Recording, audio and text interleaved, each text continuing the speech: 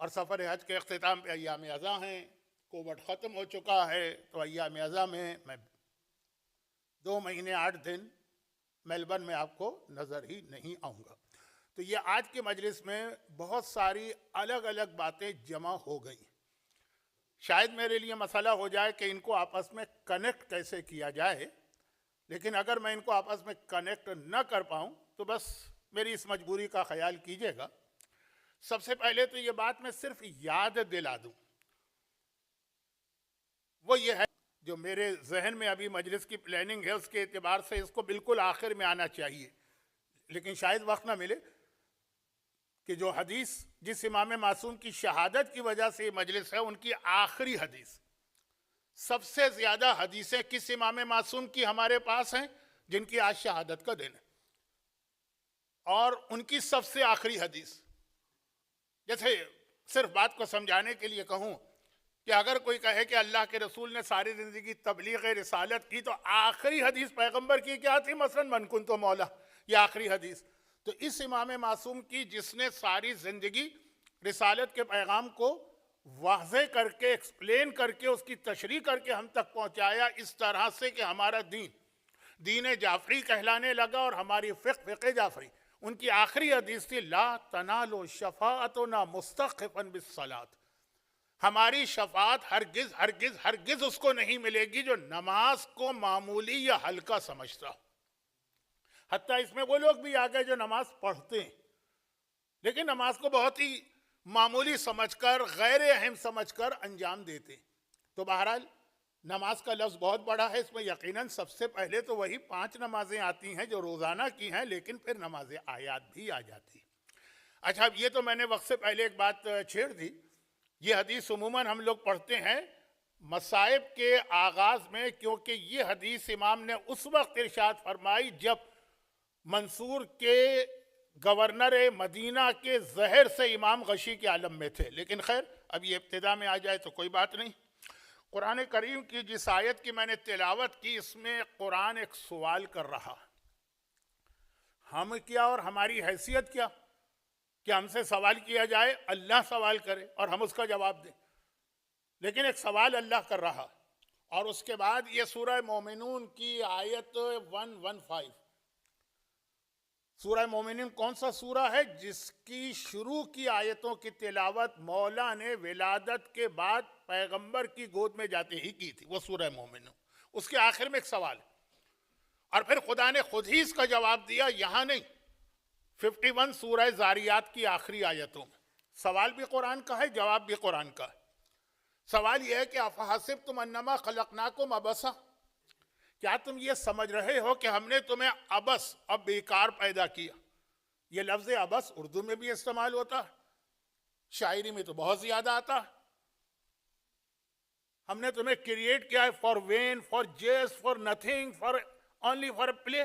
जैसे बच्चे बीच पर जाते हैं तो वो सैंड या वो रेत उससे वो घर बनाते हैं, तोड़ देते हैं। क्या अल्लाह ने भी इस तरह से कोई खेल कूद के लिए हमको पैदा किया फिर हमको खत्म कर देगा? मामला अल्लाह अल्लाह खैसल्ला। कुरान कह रहा है क्या तुम ये समझ रहे हो उस साहिब हिकमत अल्लाह के बारे में कि उसने तुम्हें अबस पैदा किया? नहीं, कोई ना कोई मकसद जरूर है। अच्छा, जब कोई ऐसा सवाल किया जाता है तो इसके बाद फिर कोई हिंट भी दी जाती। अब देखिए, मैं तो इन चीज़ों से बहुत दूर हूँ। टेलीविज़न के जो क्विज प्रोग्राम होते हैं तो किसी से मदद ली जाती है और क्या किया जाता है मुझे कुछ नहीं पता। कुरान एक हिंट भी दे रहा हुआ अन्नकुम इलैना ला तुरजाऊन।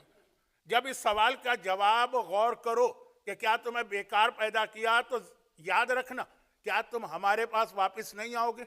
यानी तुम्हारी क्रिएशन का कोई ऐसा मकसद है जिसका ताल्लुक तुम्हारे रिटर्न और वापसी से? ये तो एक सवाल किया।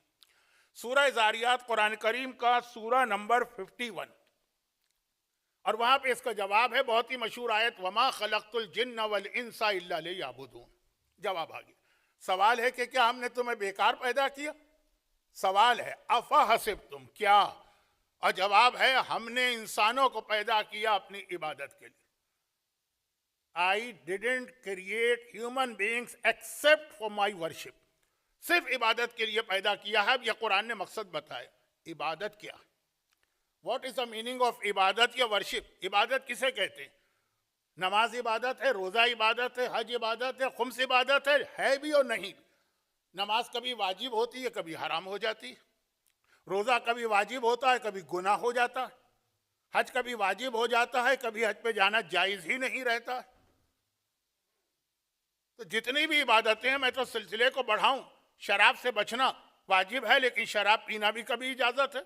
झूठ बोलना हराम है, लेकिन झूठ बोलना वाजिब भी हो जाता है।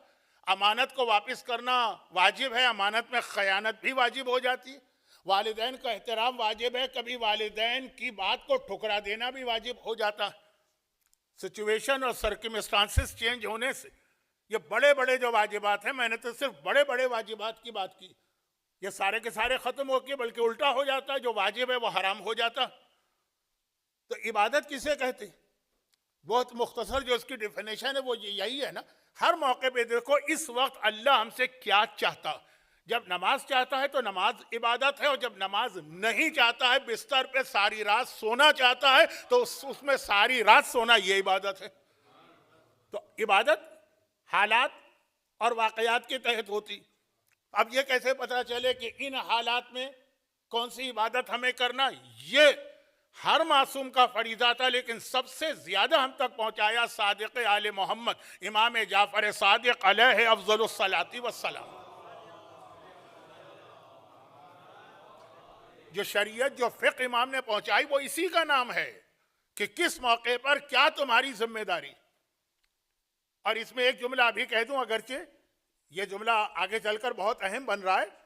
इसी एक जुमले की वजह से मैंने आज की मजलिस का ये शुरू का मौजू बनाया कि किस मौके पर क्या वाजिब है। और ऐन मुमकिन है, मुमकिन नहीं है बल्कि होता है कि एक ही मौके पर एक जैसे दो आदमी हो, एक की जिम्मेदारी कुछ और दूसरे की जिम्मेदारी कुछ हो। जो इसके लिए वाजिब है उसी मौके पर वो उसके लिए हराम है, जो उसके लिए वाजिब है वो इसके लिए हराम।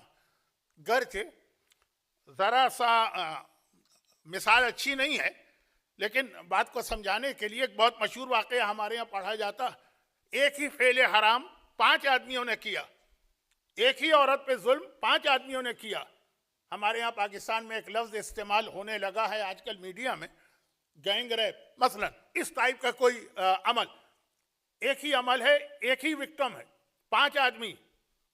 हुक्मरान ने कहा कि 5 को सजा दो, सजा सुना दी। मौला ने बीच में इंटरफेयर किया, कहा कि नहीं, एक सजा नहीं मिलेगी, इसको कत्ल किया जाएगा।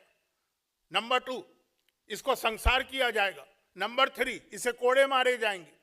नंबर 4, इसे आधे कोड़े मारे जाएंगे। नंबर 5, इसको छोड़ दिया जाएगा। बहुत मशहूर वाकया है, मिंबरों पे पढ़ा जाता है। अगर इन मशहूर वाकयात को भी मुझे आपको रिमाइंड कराना पड़े तो ये तो एक तरह आपके साथ ज्यादती। जुर्म एक है, मजलूमा एक है, जालिम 5 हैं एक जैसे, लेकिन एक जैसे नहीं, 5 अलग अलग सजाएं एक ही जुर्म की दी गई है। मजलिसों में आप सुनते रहते हैं। तो ये खाली एक मिसाल नहीं, ये कदम कदम पे ये मिसाल है। और जैसा कि मैंने कहा कि हमें कैसे पता चले कि किस वक्त हमारी शरई जिम्मेदारी क्या, इसके लिए हर इमाम मासूम ने तबलीग की है, लेकिन सबसे ज्यादा इस छठे इमाम ने, जिनकी शहादत की आज मजलिस है और ऐन शहादत की रात। अब पहले रुक कर 5-7 मिनट छठे इमाम के हवाले से कुछ बातें वाज़ेह कर दूं, फिर अपने मौजू को आगे बढ़ाऊंगा। हर एक को मालूम है कि इमाम का नाम तो जाफर है। अच्छा, जाफर नाम के खानदान अहले बैत में 3 बहुत ही मशहूर पर्सनालिटीज गुजरी। टॉप ऑफ द लिस्ट अगर आप देखें फजीलत के एतबार से तो इमाम मासूम में कोई मुकाबला कर ही नहीं सकता, लेकिन अगर आप हिस्टोरिकल टाइमलाइन के एतबार से चलें तो जनाब जाफर तैयार, वो पहले शहीद हैं जिनके दोनों बाजू इस्लाम का अलम बचाते हुए शहीद हुए। अल्लाह ने उनको 2 पर अता किए जिससे वो जन्नत में उड़ रहे हैं, और इसी को अरबी में तैयार कहते हैं। इसी से उर्दू में तैयारा निकला है।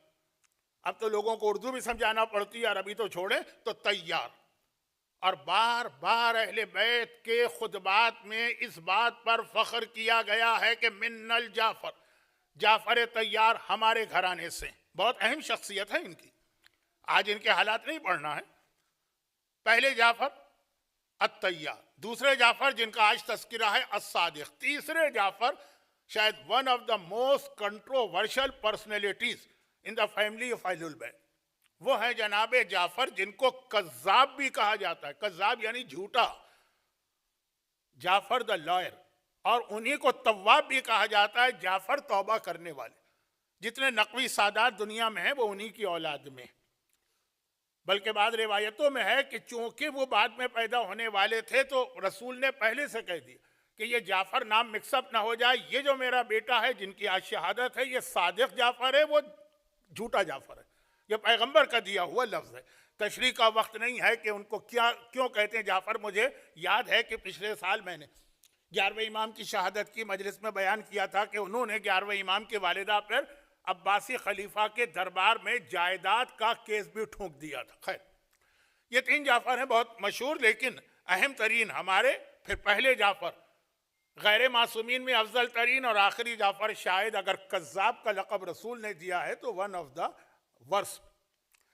जाफर अरबी में कहते हैं नहर को, कोई भी नहर उसको जाफर कहते हैं, जाफर के माने नहर। लेकिन इमाम ने कहा कि हमारे दादा जो जाफर है वो इसलिए कहलाते हैं कि जन्नत में भी एक ख़ास नहर है। जन्नत में कौसर है, जन्नत में तस्नीम, जन्नत में सलसबील। कभी एक सवाल ये होता है कि दुनिया में जितने भी क्या ये आजकल बहुत ज़्यादा ये तूफ़ान वूफ़ान आते हैं ना, इनके नाम औरतों पे क्यों रखे जाते हैं, कैटरीना और फलाना। तो जन्नत की नहरों के नाम भी आखिर सारे लेडीज़ के क्यों नाम है? खैर, वो उस पर कभी बाद में बात करेंगे। कौसर हो, तस्नीम हो, सलसबील, एक नहर का नाम है जाफर, जिससे छठे इमाम अपने मानने वालों को जन्नत की ख़ास नेमत वाला ड्रिंक पिलाएंगे। खैर, ये एक अलग बात हो जाएगी, वक्त होता। हमारे यहाँ तो ये रवाज है पाकिस्तान में कि 5-5 मजलिसें इमाम मासूम के हालात पर भी होती हैं। जाफर नहर का नाम है, लेकिन लक़ब इनका सादिक। इसकी तशरीह में नहीं जा रहा हूँ। छठे इमाम के हवाले से एक कंट्रोवर्सी तो ये हिस्टोरिकल, ये हिस्ट्री की कंट्रोवर्सी है, इसका हमारे उलमा से कोई ताल्लुक़ नहीं। हमारे यहाँ कोई भी कंट्रोवर्सी हो, हर चीज़ की जिम्मेदारी लोग मौलवियों पे डाल देते हैं। वो ये है कि इमाम किस साल पैदा हुए और किस साल इमाम की शहादत हुई, साल, सन। इस कंट्रोवर्सी की वजह से इमाम की एज में भी इख्तिलाफ है। बहुत से उलमा ने लिखा 80 हिजरा में पैदा हुए, 153 हिजरा में शहादत हुई।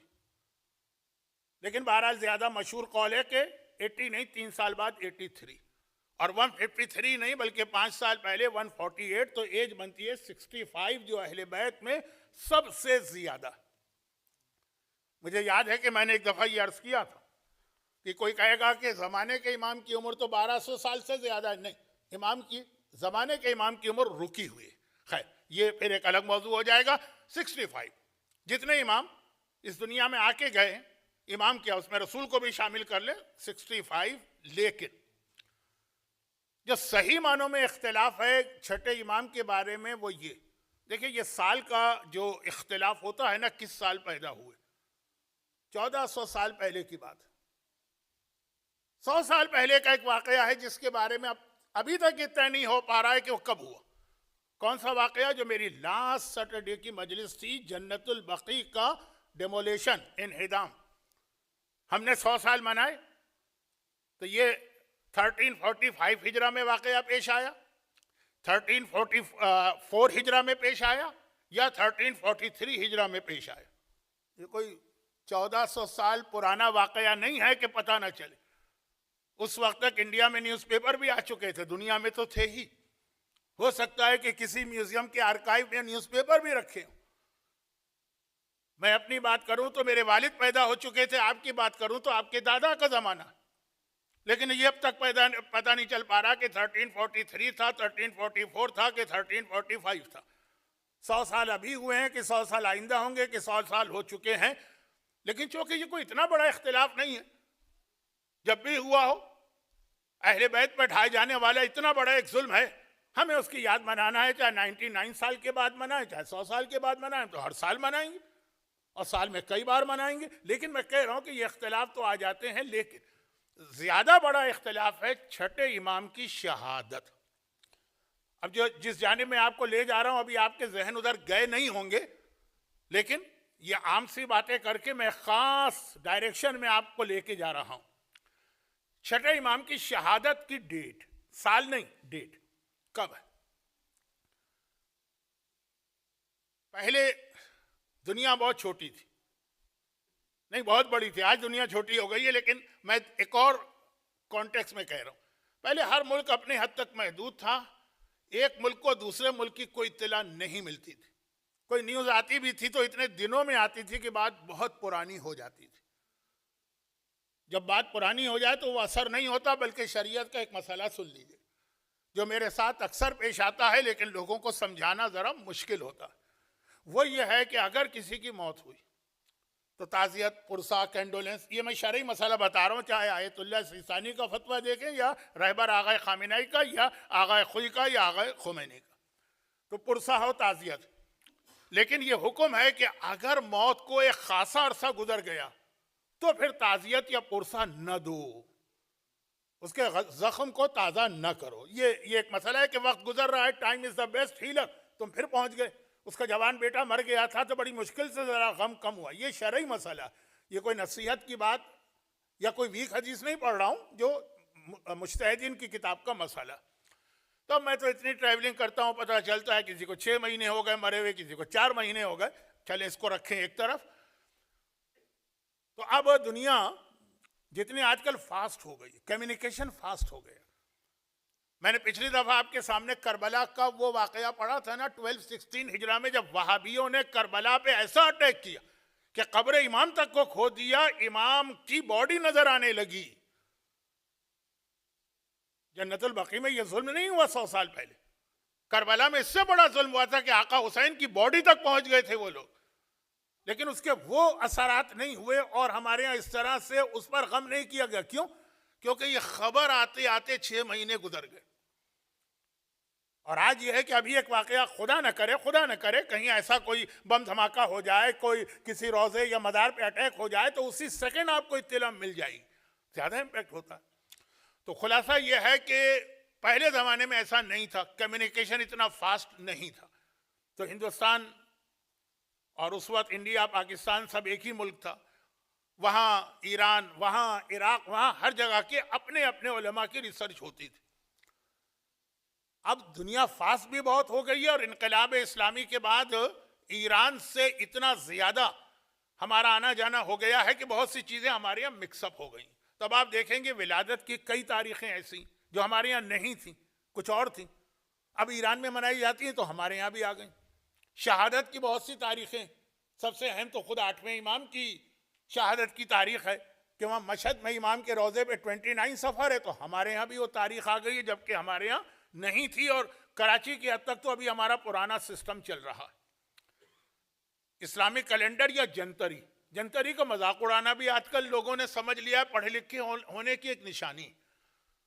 जंतरी में अगर आधी चीजें गलत है तो आधी सही भी है। तो अब पाकिस्तान में अभी पुरानी तारीखें चल रही है, हिंदुस्तान के भी साउथ इंडिया, हैदराबाद के अंदर कुछ काफी गड़बड़ घोटाला हो गया है। मैं ज्यादा ना जानता हूं ना कहना चाहता हूं, हैदराबादी लोग बड़े होते, बहुत सेंसिटिव होते हैं, जरा सी बात पे बुरा मान जाते हैं। अच्छा, मुझे कौन सा वहां जाना है कि मैं इसका ख्याल करूं, लेकिन थोड़े से उनके जज्बात। तो अब वापिस आइए, छठे इमाम की शहादत की कौन सी तारीख है ये तय नहीं।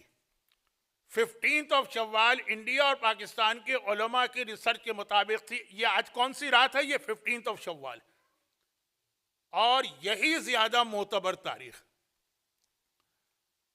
गरचे इस तारीख के साथ एक और भी खुसूसियत, लेकिन वो जो दूसरी खुसूसियत है उसकी तारीखों में भी इख्तिलाफ है। दूसरी खुसूसियत यह है कि ये जंग ओहद की रात है, कल 15 शव्वाल, यानी कल से मतलब टुमारो, नॉट यस्टरडे। कल जंग ओहद का दिन है, लेकिन जैसा कि मैंने कहा उसमें भी बाज़ उलमा ने 13 शव्वाल लिखा, लेकिन मशहूर 15। अब जंग ओहद के हवाले से दो चीजें, एक वो है जिस पे हमको ईद मनाना है, एक वो है जिस पर हमें गम करना। लेकिन गम वाला पहलू चूंकि ज्यादा अहमियत दी रसूल, ईद क्यों मनाना है? कल का दिन कौन सा दिन? कल का दिन वो दिन है जब आसमान से जुल्फ़िकार नाजिल हुई हैदर कर्रार के लिए। जुल्फ़िकार का नाजिल होना अल्लाह का वो खास तोहफा अली के लिए जिसका कोई जवाब आज तक न दे सके मुसलमान के सूरह हदीद में जो आया वांजल ना, हमने आसमान से एक लोहे को नाजिल किया, तो वो कौन सा लोहा है जो आसमान से उतरा? ये कल का दिन है। लेकिन कल ही के दिन जनाब हमजा की भी शहादत हुई, और एक ऐसी शहादत हुई कि जनाब खदीजा की वफात पर, हजरत अबू तालिब की वफात पर रसूल खुदा ने 1 साल गम किया, लेकिन उम्मत से नहीं कहा कि तुम भी अपने घरों में सफ़-ए-अज़ा बिछाओ। मोहब्बत करने वाले तो रसूल को देख के बिछाई होगी सफ़-ए-अज़ा। जनाब हमजा की शहादत, वो शहादत थी कि रसूल ने आसमान को देख कर कहा, जब मदीने जाइएगा तो आज भी आपको वो ज़ियारत करवाई जाएगी कि पैगंबर ओहद से वापसी में यहाँ पर पहुँचे, देखा कि मदीने के हर घर से अपने अपने मरने वालों के रोने मातम की आवाज़ आ रही है। आसमान को देख कर कहा, अम्मा अम्मी हमजा फला बोवाकिला, हाय मेरा चचा, कोई उसका मातम करने वाला नहीं। तो चूँकि पैगंबर ने कल जुल्फ़िकार भी कल ही नाजिल होते देखी और हमजा का मातम भी करवाया, इसलिए हमने कहा कि हम उसको उस तरह सेलिब्रेट नहीं करते हैं जिस तरह सूरह दहर के नाजिल होने को सेलिब्रेट करते हैं। लेकिन गम की तारीख तो हो गई 15, और छठे इमाम की शहादत की एक्चुअल डेट 3 तारीखें हैं। कराची के कुछ लोगों को शायद याद हो, महफिल शाह खुरासान में 15 रजब को छठे इमाम की शहादत की मजलिस होती थी, उनके कैलेंडर में थी, क्योंकि ये भी एक रिवायत। दूसरी रिवायत यह है कि इमाम शव्वाल में शहीद हुए, डेट किसी को नहीं पता। ये लिखा है मोहम्मद इब्ने याकूब कुलैनी ने उसूल काफ़ी में कि शव्वाल में, डेट क्या है नहीं मालूम। और फिर यह है कि बाज़ उलमा ने कहा, बिहारुल अनवार में अल्लामा मजलिसी ने कि 15 शव्वाल। सिर्फ एक आलिम ने कहा 25 शव्वाल, एक ने। तो इंडिया, ईरान और इराक में उनकी काफ़ी इज्जत थी, ये आज के नहीं है, 300 साल पहले के, 400 साल का इन्होंने कहा है, तो कहीं ना कहीं ये तारीख इनको मिली होगी। लेकिन एक्चुअल जो सारी तारीखें हैं उनमें सबसे मोतबर आज की रात, ये शहादत की रात। अच्छा, ये तो मैंने इसलिए कहा कि हो सकता है कुछ लोग ये समझें कि इमाम की शहादत तो आजकल 25 शव्वाल को है। वाकई सही, आजकल 25 शव्वाल है, वरना हमेशा से हमारे यहाँ 15 शव्वाल थी। अच्छा, आप लोगों को ज़्यादा इससे फ़र्क नहीं पड़ता, भाई 15 हो तब भी गम करना है, 25 हो तब भी गम करना है। हम लोगों को मसला होता, हम लोगों से मतलब ये जो उलमा है और हम जैसे वो लोग जिनको कुछ लोग आलिम समझते हैं। आलिम का काम क्या रह गया आजकल? मसले बताना, ये आलिम का काम नहीं, ये आप ज़्यादा जानते हैं। देख लीजिए, अभी चांद के मसले पे हम लोग ही सारा लंगोट कस के मैदान में उतरे थे ना। तो आलिम का काम क्या रह गया है कि नमाज जनाजा पढ़ा दे और ये कि इस्तिखारे देख ले, यही तो काम है ना। उसमें ये होता है कि आते मौलाना, वो हमने बेटी की शादी पाकिस्तान में रखी है, तो एक जनतरी में लिखा है 15 शव्वाल शहादत है, एक में लिखा है 25 शव्वाल शहादत है। हमें हॉल जो है वो 15 को मिल रहा है खाली, 25 को नहीं मिल रहा है, 25 को मिल रहा है, 15 को नहीं मिल रहा है, हम क्या करें? शव्वाल के महीने में पहले हमारे यहाँ शादियां नहीं होती थी, अब होने लगी। ये मसला बहुत पेश आता है, 15 के 25, 25 के 15, शहादत की रात को तो ये शादी नहीं होने जा रही। इसलिए मैंने कहा कि सही डेट आज की है। ये तो हो गया डेट के हवाले से ज़रा सी आपकी मालूमात, ताकि इसकी जिस डायरेक्शन में मैं आपको ले जा रहा हूँ कि इख्तलाफात तो हैं ना हमारे पास हिस्ट्री में, ये आज के तो नहीं है ना। इसकी जिम्मेदारी आप रहबर आगा खामेनाई, आगा सिस्तानी पे तो नहीं डाल सकते हैं ना, इमाम खुमैनी और आगा खुई पे तो नहीं डाल सकते हैं ना। ये तो 1400 साल पुरानी किताबों में है या 1200 साल पुरानी किताबों में। ये तो हो गई तारीख की बात। अब एक बात और सुन लीजिए, कुछ छठे इमाम के ज़रा से भी हालात हो जाएं, बहुत मुख्तसर, बाकी हालात नहीं। छठे इमाम को अल्लाह ने 10 औलादें दी, 10, 7 बेटे हैं, 3 बेटियां।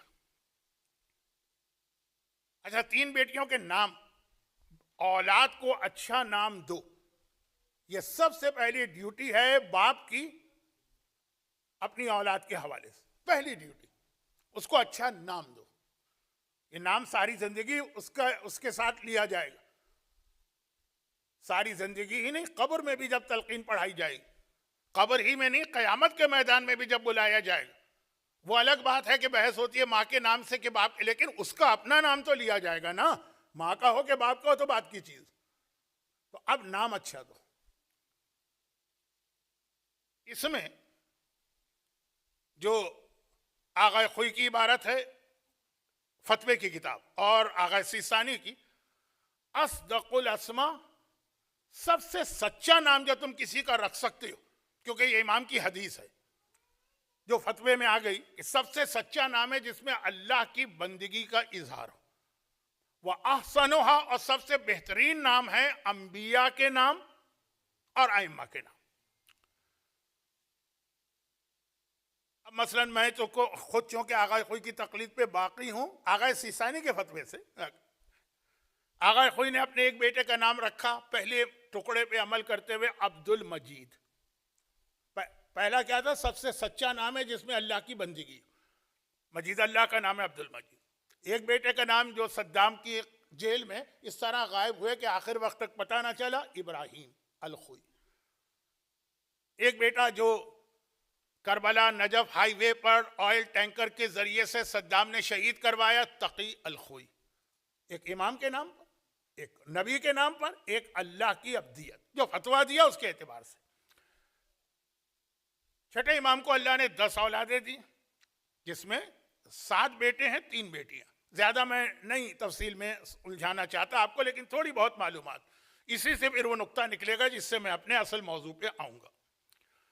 जो 3 हैं उनमें से 3 बेटियां पहले देख लीजिए, क्योंकि छठे इमाम की शहादत के मसाइब में इन 3 बेटियों का गिरिया।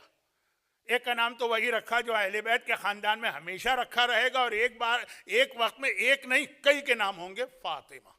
पहला नाम अपनी एक बेटी का नाम तो फातिमा रखा, जो खानदान की यानी जद्दा माजिदा, दादी परदादी जो भी गई।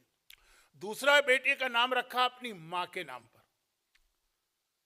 छठे इमाम की मां का नाम था उम्मे फरवा, वो करबला वाली नहीं, उम्मे फरवा।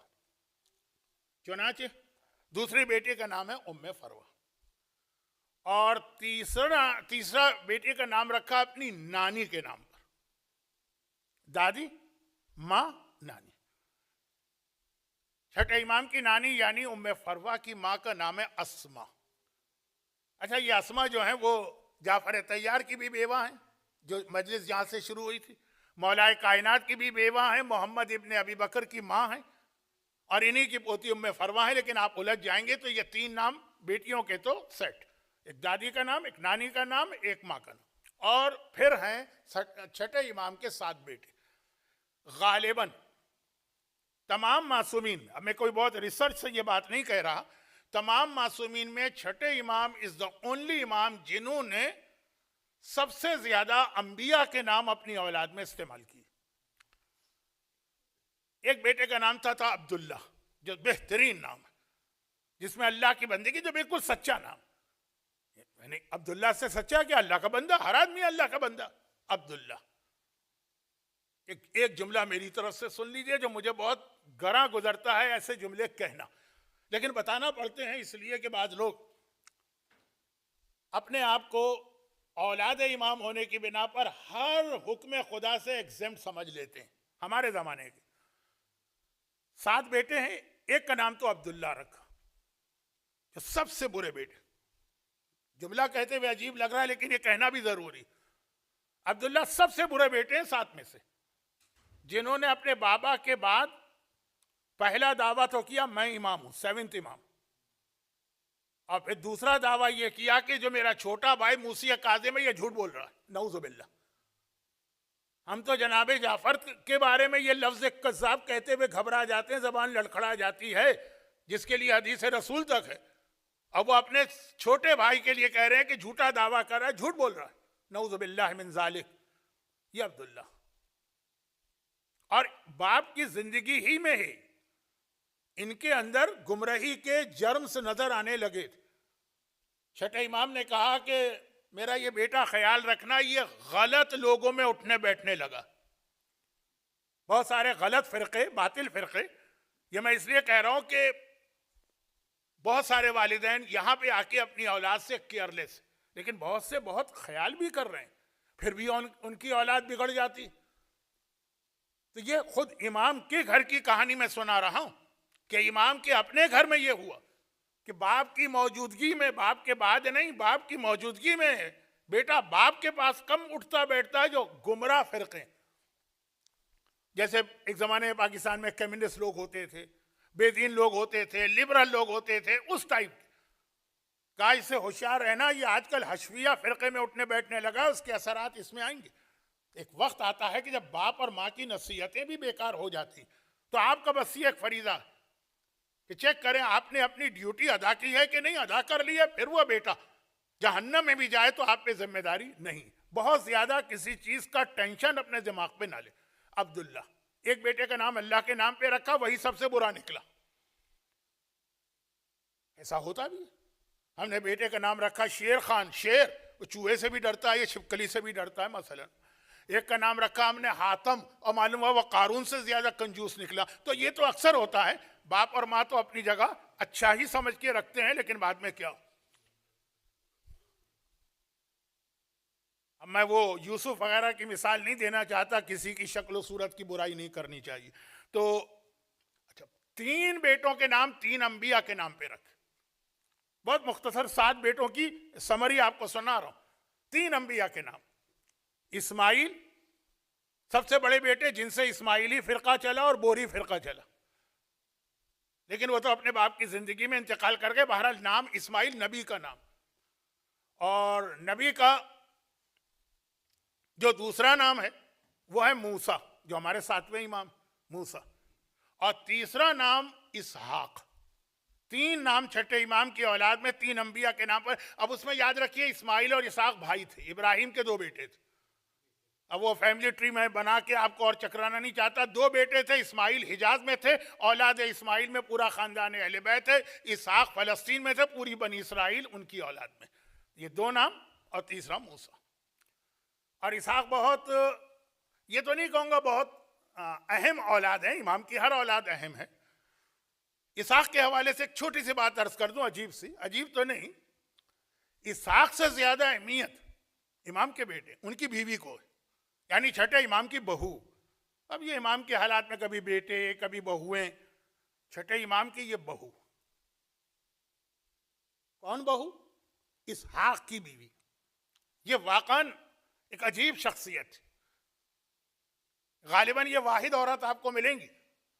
मर्दों में तो कुछ ऐसे वाकयात मिलते हैं, औरतों में नहीं मिलते, लेकिन मर्दों में भी ऐसा नहीं मिलते। ये इतनी नेक और परहेजगार थी कि अपनी जिंदगी में अपनी कब्र अपने हाथ से खोदी थी। मर्द बहुत सा सुना है कि कब्रें तैयार कराते हैं, तैयार कराना नहीं है, तैयार किसी से खुदवा दी, खुद खोदी थी। और रोजाना रात के वक्त उसमें बैठकर कुरान का एक पारा, पारे तो खैर बाद में शायद बने हैं, कुरान का एक हिस्सा उसमें तिलावत करती थी। और अपनी नमाज शब उसी कब्र में पढ़ती थी, जो खुद अपने हाथ से कब्र खोदी थी। और मिस्र में 2 ही जियारतें हैं खानदान अहले बैत की। एक शहजादी ज़ैनब की, जिसके बारे में हमको मालूम है कि वो तो असल वहां नहीं, वो कोई और ज़ैनब है। और एक है सैयदा नफीसा, वो थी जनाब इसहाक की बीवी, यानी छठे इमाम की बहू। और क्या शख्सियत है छठे इमाम की इस बहू की, सैयदा। अच्छा, ये थी भी खानदान अहले बैत की, इमाम हसन की औलाद में सैयदा नफीसा। कभी मिस्र जाने का मौका मिले तो इस कब्र की जरूर जियारत कीजिएगा। चाहे जनाब ज़ैनब की कब्र की जियारत आप न कर पाए, क्योंकि वो वाली ज़ैनब नहीं, मिस्र के लोग कहते हैं, लेकिन हम और आप तो जानते हैं कि हम सीरिया जाएंगे। सैयदा नफीसा ये मिस्र कैसे पहुंच गई? ये मदीने में थी, एक बार गई थी फलस्तीन अंबिया की जियारतें करने, जनाब इब्राहिम वगैरह की। वापसी का रास्ता जो था शिप के जरिए से काहिरा उतरी, चंद दिन वहां कयाम के, एक मोजिजा हो गया।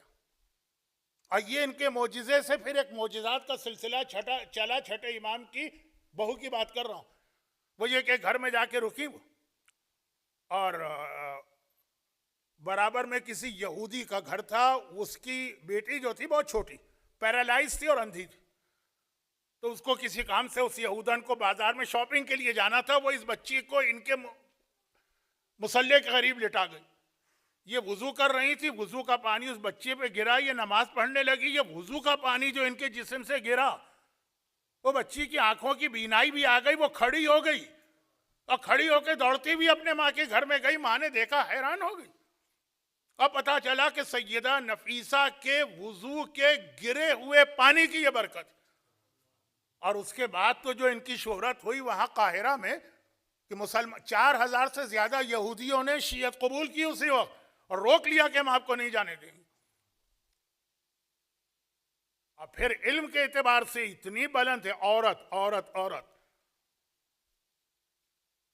अहले सुन्नत के एक बहुत ही मशहूर इमाम है इमाम शाफई, जिनका एक शेर तो तयशुदा है कि अहले बैत तुम्हारी फजीलत के लिए यह काफी है कि जब तक तुम पे दुरूद ना भेजा जाए नमाज नहीं होती, तो तयशुदा।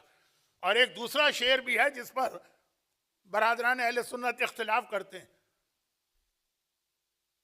कि मेरी समझ में नहीं आता अली रब्बहु अम रब्बहुल्लाह, मेरा रब अली है कि मेरा रब अल्लाह। ये इमाम शाफई, वो इनके शागिर्द थे।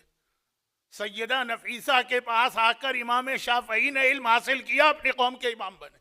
ये मैं इसलिए कह रहा हूं कि बाज़ दुश्मना ने अहले बैत ने इनकार किया कि अबू हनीफा ने छठे इमाम की शागिर्दी इख्तियार नहीं की। छठे इमाम तो बहुत बुलंद हैं, ये उनकी बहू की बात हो रही। इमाम शाफई तो इनके फुल फ्लेश शागिर्द थे। और इमाम अहमद इब्ने हम्बल जो दूसरे इमाम हैं, उन्होंने भी कुछ अरसे इनसे इल्म हासिल किया। हत्ता इमाम शाफई के बारे में आप सैयदा नफीसा जाके विकिपीडिया में आज टाइप कर लीजिएगा। यहां तक है विकिपीडिया की बात कर रहा हूं, अपनी किसी किताब की नहीं, कि इमाम शाफई ने वसीयत की थी जब मैं मर जाऊं तो मेरी नमाज जनाजा ये पढ़ेंगी, पढ़ाएंगी नहीं, ये पढ़ेंगी, बाकी लोग बाद में पढ़ें। सैयदा नफीसा ने उनकी नमाज, इमाम अहले सुन्नत के एक मकतब के इमाम, ये इतनी अजीम खातून। चुनांचे जब इनका इंतकाल हुआ तो इनके शौहर छठे इमाम के बेटे मैयत को ले जा रहे मदीना। जो अभी आप बरादर मोहतरम जैन साहब से बकी के मसाइब सुन रहे थे कि वहां जहां हमारा पूरा खानदान है वहां दफन करूंगा, मिस्र वाले कदमों से लिपट गए कि हम नहीं जाने देंगे, मैयत यहां दफन होगी। उन्होंने कहा लेके जाऊंगा। शौहर को इख्तियार है। एक लम्हे के लिए आंख लगी छठे इमाम के बेटे की, देखा रसूल खुदा खड़े और कह रहे हैं कि बेटा इस मैयत को यहीं दफन करो, इसे बकी लेके ना। तो वो बहुत बड़ा मज़ार, ये इनकी बहू, किनकी? छठे इमाम की। खानदान अहले बैत की खवातीन बाज़ ऐसी हैं कि दिल चाहता है बोलते चले जाओ, लेकिन ये घड़ी भी तो एक मसला है। तो खुलासा ये है कि ये हैं छठे इमाम के वो बेटे जिनका नाम एक नबी के नाम पे था, इसहाक, दूसरे इस्माइल, तीसरे मूसा। 3 ये हुए, एक अब्दुल्ला, 4 हो गए। कुल बेटे तो 7 है ना। अभी तक इसके अंदर कहीं इमाम के बेटों में मासूमीन के नाम तो नहीं आए, तो बाकी इसके बाद 2 बेटों के नाम मासूमीन के नाम पे रखे। एक का नाम मोहम्मद, एक का नाम अली। ये अली बहुत अजीम है। गालिबन छठे इमाम के, गालिबन नहीं यकीनन छठे इमाम के बेटों में 7वें इमाम के बाद सबसे अफजल। ये तो 6 हो गए, 7वां कौन सा नाम बचा? जब इतने सारे नाम रख लिए गए तो अब्बास तो खुद ही जबान पे आ जाता है। 7वें बेटे का नाम अब्बास रखा। ये 7 बेटे, एक अल्लाह के नाम पर, 3 अंबिया के नाम पर, एक रसूल के नाम पर, एक मौला के नाम पर, एक अब्बास के नाम पर। ये छठे इमाम के बेटों के नाम देखिए और इससे जरा पैगाम लीजिए कि किस तरह से छठे इमाम इन नामों की अहमियत बता रहे हैं। लेकिन अब जो मैंने कहा इनमें सबसे अहम 7वें इमाम तो खैर इमाम हैं, वहां तो बात करने का कोई फायदा नहीं। दूसरे हैं अली। ये अली जो थे, मैं छठे इमाम के हालात पढ़ रहा हूं कि अली के नहीं, छठे इमाम के इस बेटे के हालात एक खास वजह से। ये अली जो है ना, ये बाकी 6 बेटों में सबसे अफजल हैं और इन्होंने अपने भाई से यानी 7वें इमाम से बहुत सारे फिक़ी मसाइल पूछे। मुझे याद है 2 साल पहले मैंने इनके को 15-20 सवालात एक मजलिस में पढ़े थे। आज सिर्फ एक सवाल। ये शेख सदूक ने किताब फ़क़ी में ये इबारत लिखी है। हमारी हदीस की 4 अहम तरीन किताबें हैं ना, 4 अहम तरीन, उनमें दूसरी। ये अजीब बात है कि हमारी कौम को मिंबर की वजह से अहले सुन्नत की हदीस की अहम किताबें पता है, अपनी ले दे के सिर्फ एक काफी का नाम मालूम है, उसूल काफी बस। अहले सुन्नत की पता है बुखारी, मुस्लिम, तिरमिजी तक तो लोग जानते हैं। मुस्नद अबू दाऊद चौथी है और इब्ने माजा 5वीं है। मैंने क्यों 2 नाम लिए? ये बस ये अनकरीब आपके पास एक मसाला आने वाला है या आ चुका होगा। व्हाट्सएप वगैरह तो बहुत फास्ट है ना। जो ऑस्ट्रेलियन इमाम काउंसिल ने हाल ही में फतवा दिया कि ऑस्ट्रेलिया की सारी मुर्गियां इसलिए गलत हैं कि स्टनिंग के प्रोसेस से उनको ज़बा किया जाता है और स्टनिंग का प्रोसेस गलत। तो उसमें जो उन्होंने हदीस कोट की है वो अहले सुन्नत की 4थी और 5वीं अहम किताब, मुस्नद अबू दाऊद, मुस्नद इब्ने माजा। कुरान की आयत है अल यौम अकमलतु लकुम दीनकुम ना, उसी आयत में, उसी में, उसके बराबर वाली में नहीं, उसी में आगाज यहां से है कि हुर्रिमत अलैकुमुल मैततु वद्दमु व लहमुल खिंजीर, अल्लाह ने तुम पे हराम किया है मुर्दार को, और अल्लाह मुर्दार यानी जो गैर इस्लामी तरीके से ज़बीहा, और अल्लाह ने हराम किया है खून को, और अल्लाह ने हराम किया है खिंजीर के गोश्त को। फिर उसी आयत में अल यौम अकमलतु लकुम दीनकुम। तो मुस्नद अहमद इब्ने दाऊद, मुस्नद अबू दाऊद और इब्ने माजा, यह अहले सुन्नत की चौथी पांचवी किताब, उसकी हदीस है। पैगंबर ने कहा अल्लाह ने मुर्दार हराम किया है, 2 मुर्दार हलाल है, और अल्लाह ने खून हराम किया है मगर 2 खून हलाल है। जो 2 मुर्दार हलाल है, नंबर 1 मछली, नंबर 2 टिड्डी। इसको छुरी लेके जबान नहीं करते, मुर्दार से यहां पे मुराद है। और 2 खून जो अल्लाह ने हलाल किए हैं, नंबर 1 है लीवर, कलेजी, नंबर 2 है स्प्लीन यानी तिल्ली। ये उनकी हदीस है, हमारे यहाँ तिल्ली हराम है, याद रखिएगा। खैर, तो खुलासा यह कि ये उनकी किताबें, हमारी अहम तरीन किताब 1 नहीं है, 2 नहीं है, 3 नहीं है, 4। इसमें दूसरी किताब है अल फकी, जो पूरा नाम मन ला यहज़ुरुहुल फकी, लेकिन शॉर्ट, और ये शेख सदूकी।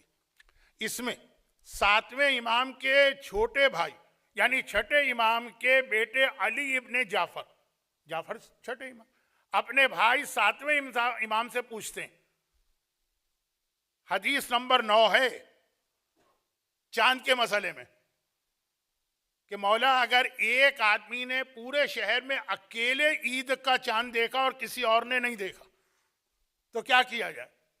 कहा कि फल यफ्तुर, ये रोजा न रख के ईद मनाए अगर इसे यकीन है, और अगर इसे शक है कि मैंने चांद देखा लेकिन पता नहीं वो चांद था कि नहीं था, क्योंकि बाज़ औक़ात ये भंवों का बाल आंखों पे आने से शक हो जाता है, बाज़ औक़ात आसमान पे कोई इस किस्म का कोई गर्दो गुबार होता है का, लेकिन अगर इसे यकीन तो ये उस दिन ईद मनाएगा, बाकी शहर को नहीं देखेगा, वरना ये शहर वालों के साथ ईद मना।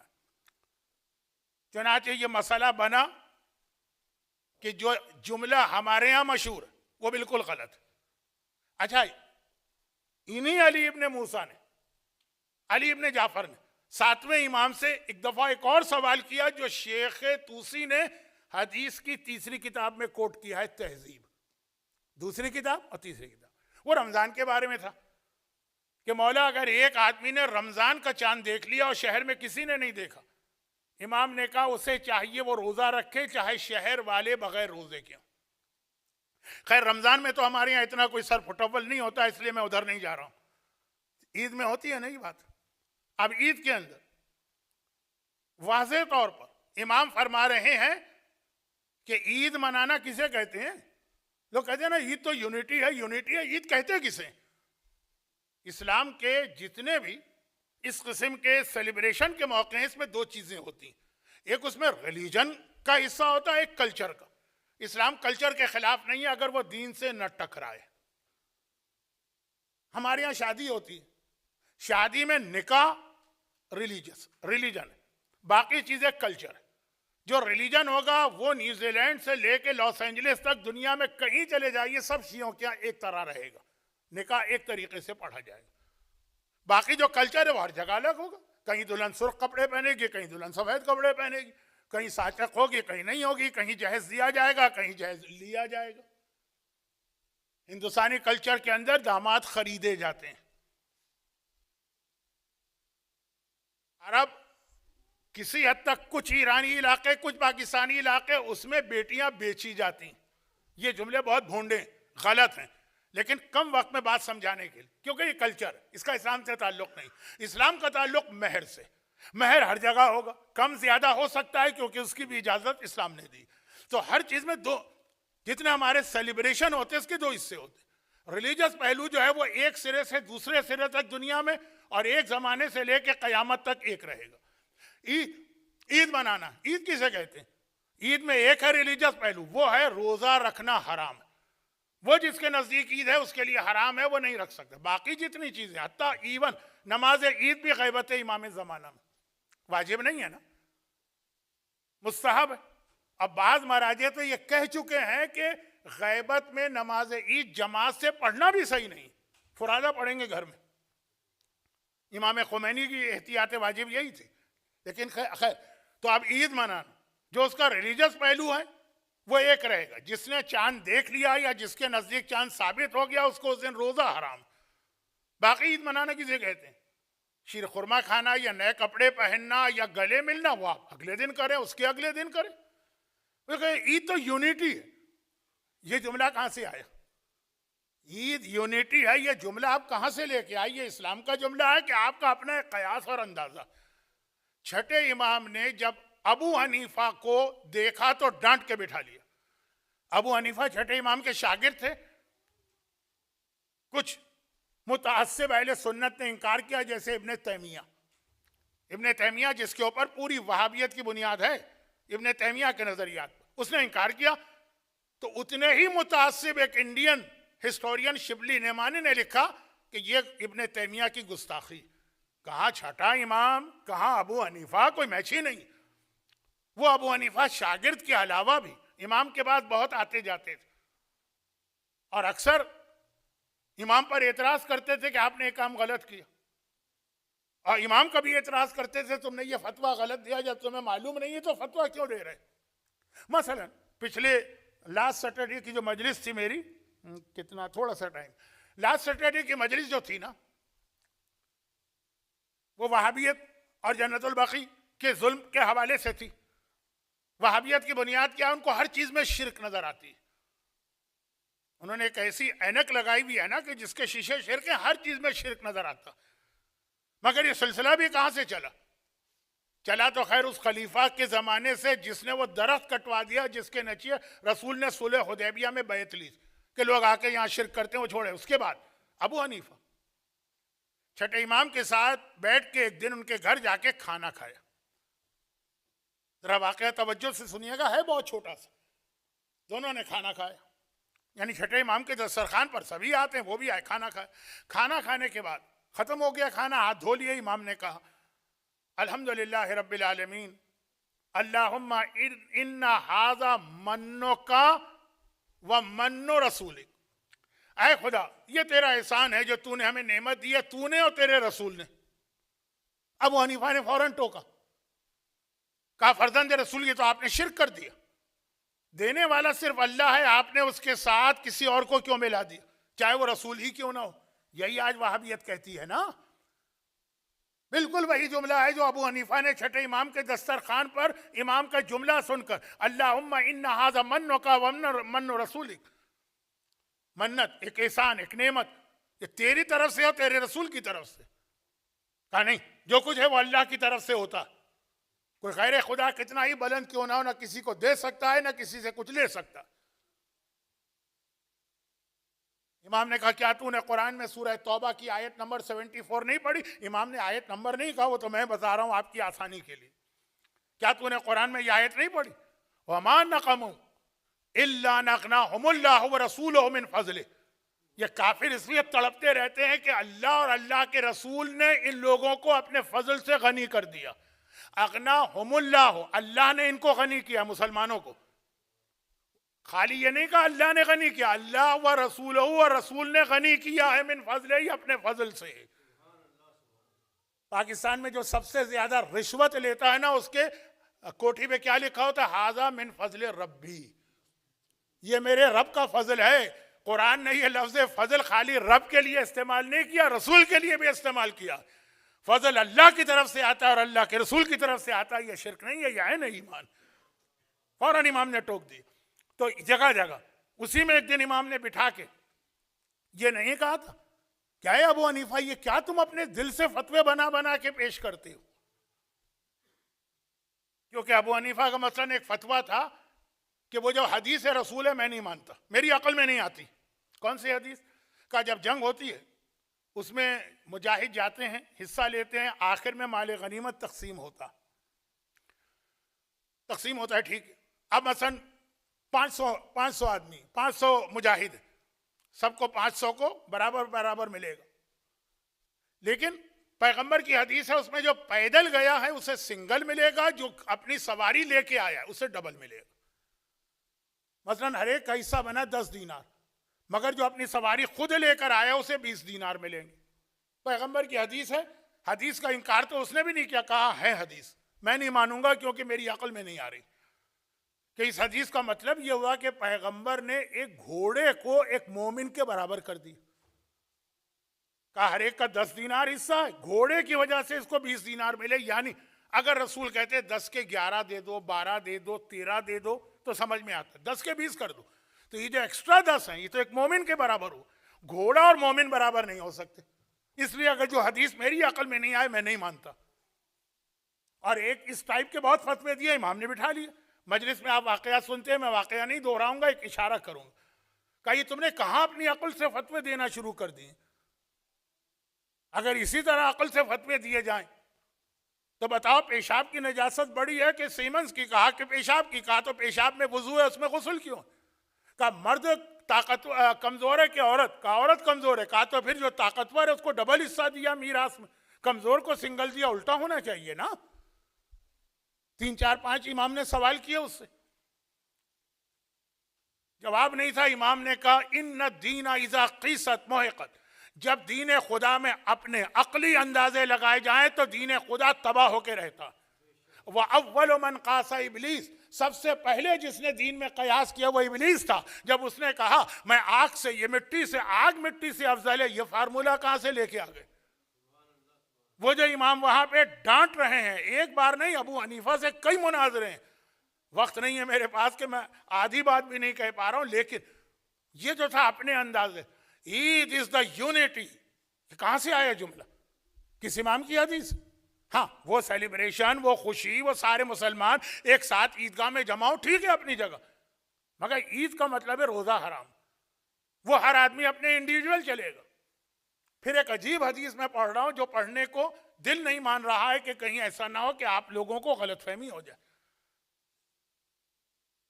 मेरे बारे में भी हो सकती है कि ये तो मानते ही नहीं अहले बैत को, और वो ये गलतफहमी हो जाए कि भाई ये सारा चक्कर मुज्तहिदीन का चलाया हुआ। इमाम मासूम होते तो ऐसा ना होता। मौला की खिलाफत के जमाने में एक साल रमजान में 28वें रोजे के बाद चांद नजर आ गया। मौला ने कहा इसका मतलब यह कि रमजान के शुरू में एक दिन की गलती हुई, कल ईद मना लो, चांद नजर आ गया, इसका क्या करेंगे? इसका इलाज किया, सब देख रहे हैं। कहा एक रोजे की कदा रखो।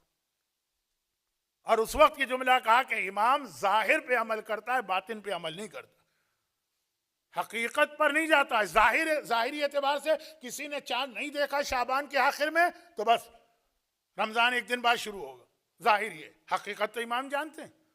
वो सिर्फ एक शख्सियत थी जिसके लिए हुक्म है कि वो बातिन पे अमल करेगा, वो है खिजर नबी। तो अब और जब जमाने के इमाम आएंगे तब, तो अब यह है कि यह हदीस वसाइल शिया में मौजूद है। शेख खुर्र आमिली की कब्र पर तो रोजाना मशहद मुक़द्दस में उर्दू मजलिस होती है, आप जरूर गए होंगे। अजीम तरीन अखबारी आलिम, मैंने इसलिए कह दिया कि अक्सर लोग कह देते जी तो सारे मुज्तहिदीन के चक्कर है, ये अखबारी आलिम की अहम तरीन किताब में हदीस है। तो खैर खुलासा ये कि तसव्वुरी गलत है।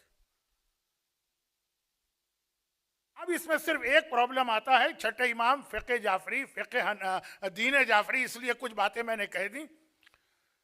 सिर्फ इसमें एक चीज आती है, और वो चीज ये आती है कि मौलाना मसला उस वक्त होता, ये दीनदार लोग कहते हैं। अभी तक तो बात थी आम लोगों से जिनका कोई इतना ताल्लुक ही नहीं है, सबकी बात नहीं कर रहा, लेकिन एक बड़ा ग्रुप जो ईद पे ज़्यादा हंगामा करता है वो करता, जिसने ना रमजान में रोजे रखे होते हैं ना उनका ये मसला है कि ईद का मतलब है रोजा ना रखो।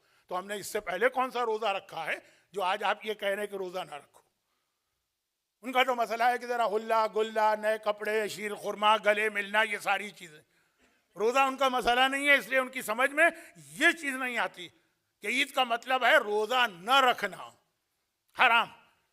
लेकिन अब जो जरा मजहबी लोग हैं कहते हैं मौलाना एक मसला ये है कि बाद औकात एक घर में 2 तकलीदें होती, तो प्रॉब्लम ये हो जाता है कि एक मुज्तहिद की निगाह में अगर ईद है उसके फतवे में, निगाह क्या चीज है फतवा, और दूसरे के नहीं, तो प्रॉब्लम आ जाता है कि बाप ईद मना रहा है और औलाद रोजा रखे हुए।